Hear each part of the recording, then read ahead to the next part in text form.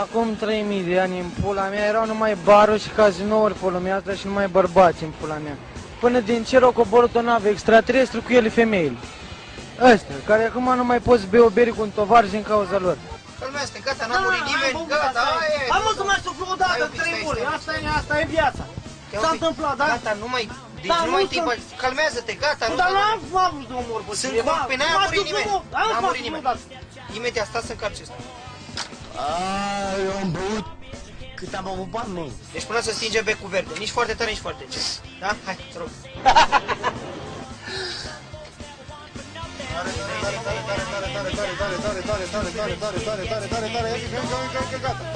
Vă plac polițiștii?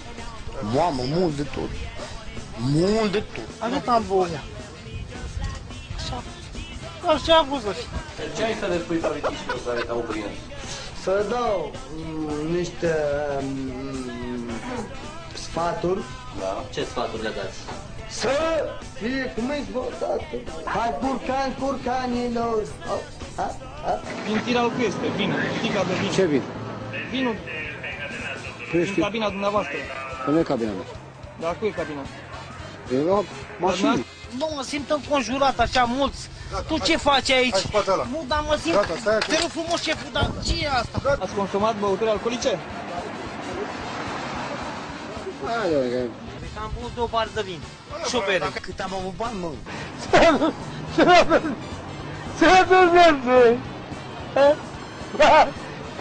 Ce merge? Ați băut ceva? Nu, vă dau explicații. eu n-am văzut nimic. Hai, mândru.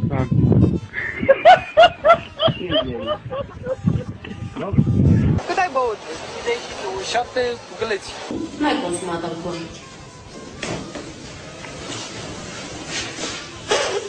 Am condus o mașină. Alo, poliția! O mașină personală în stare de ebrietate. Aș dori să reclam un furt. Am zărit un echipaj al poliției. Mi s-a furat mașina. Am dat la permis, nu? E bine, vreau să știu din cap, da? Ia filmează-mă să nu vei mai mult din cotei ăștia, din Vințieni. Da, și care e problemă? Beau și așa numai. V-ați urcat la volan.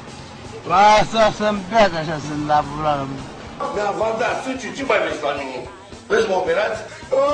Doamne, mă sens! Am ce vrei, asta am băut, n-am știut că ajung aici. Am apăsat puțin accelerația, am băut 2 beri recunosc. Băi, șvecheri. Nu ce mașină asta, mă? Ce scambin? Ce mă, Ești un varză de cameraman. Ești terminat. Nu știi să filmezi deloc. Ești terminat și tu și toată lumea. Ai băut mult? 0,1 alcool. Bă, dacă eram eu, te rog, cum face țiganul? Fuge, bă, țiganul fuge. Nu e problema de alcool. Am beut un pahar de șampanie. Nu, țigan. Dar știi ce pagube ai produs? Da, Știi că ai accidentat o femeie? da? Vă dai idee cât am băut eu sau ce?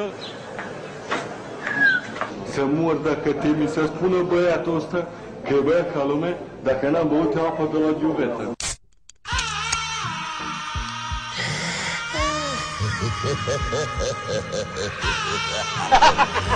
Vrei să-ți dau una peste camera aia? Să-ți dau spate. Tu cine sunt eu? Bă, doamne, și pula în el la aparat.